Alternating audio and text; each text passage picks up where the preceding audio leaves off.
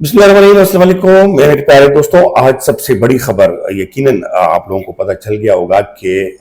Field marshal अब कौन बन गया पाकिस्तान की तारीख में। ये दूसरा field marshal general Asif Munir साहब, जो कि उनको यकीनन आज वफाकी काबीना ने बाकायदा मंजूरी दी, हुकूमत पाकिस्तान ने इनकी मंजूरी दी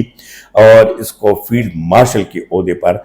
तैनात कर दिया गया। फील्ड मार्शल में अब क्या होगा, पूरी कमांड उनके हाथ में पहले भी थी, लेकिन अब तो आईनी और कानूनी उस पे हैसियत पे उसको फील्ड मार्शल का तरक्की दिए। और दूसरी तरफ अगर आप इंडिया के आर्मी चीफ को देखें तो उसको काफ़ी जिल्लत का सामना है, काफ़ी रुसवाई का सामना है, उस पर काफ़ी चार्जेस लगे हैं, अवामी भी और हुकूमती या जो अपोजिशन हल्के हैं इंडिया के, वो लगे हुए हैं। तो ये सूरत हाल अब जो बन गई है, एक तो पाकिस्तान के अंदरूनी हालात पे अगर हम देखें तो यकीनन इसमें सबसे ज़्यादा जो अब हम देखेंगे कि एक वक्त था कि सोशल मीडिया और फलाना ये पार्टी महसूस पार्टी, यकीनन आप लोग जानते होंगे पाकिस्तान तहरीक इंसाफ,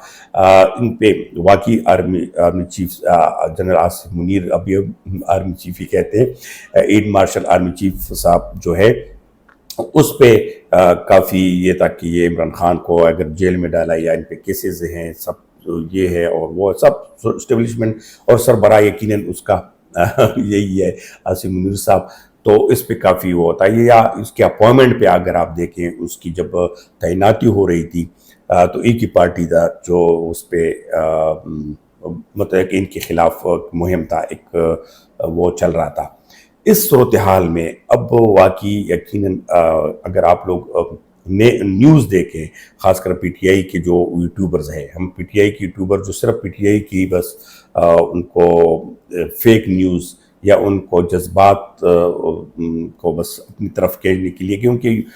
ख़बर वो नहीं होती, क्योंकि अगर आपने देखा हो कि अभी उसको रिलीज़ किया जाएगा, इंडिया के साथ जंग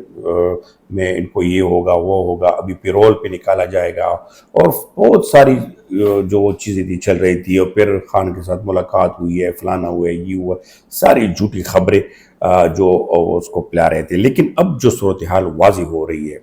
अब यकीनन सब गेम जो है वो आसिफ मुनीर, हाफिज़ मुनीर के हाथ में आ गया।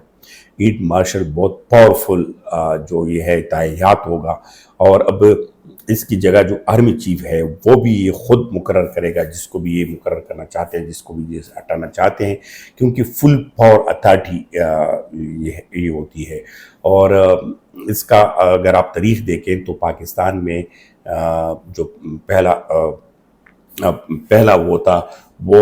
उसमें अगर आप देखें फील्ड मार्शल वो जनरल अयूब जो खुद ही वो अपने आप को फील्ड मार्शल बनाया था। लेकिन अब ये जो है यकीनन हुकूमत ने और फिर यकीनन जो कारनामा किया, जो मराका हक है,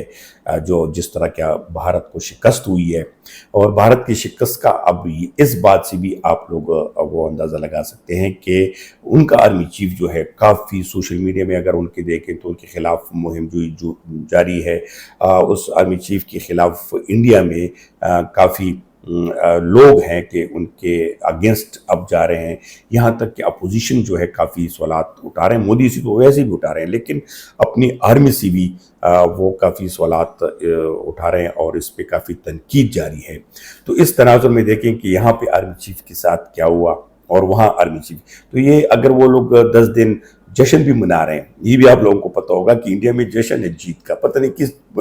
जीत की जश्न मना रहे हैं। हालांकि उनके जहाज़ उनके गिरे हैं, नुकसान उनको अरबों हुआ है, और